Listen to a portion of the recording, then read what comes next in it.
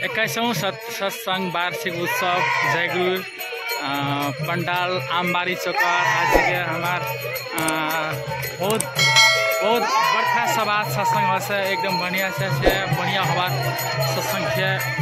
जय गुरु के बाद जय गुरु से सत्संग करता ने हमार बहुत लाभ कोलकाता से दादा आसाल से कोलकाता से दादा असकाल बोल रहे के दिवस उत्सव मना गई है, जन्मदिन मना गई है। आज का उत्सव करवाता ने जय गुरु नाम जपते शिकार करते जय गुरु जय राधे ये गान से वो गान सवार करते रहिए।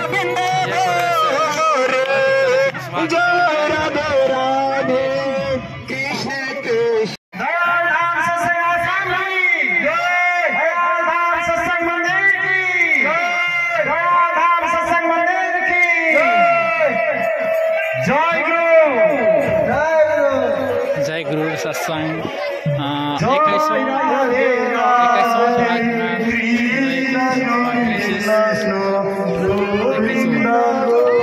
उत्सव 21वां मिति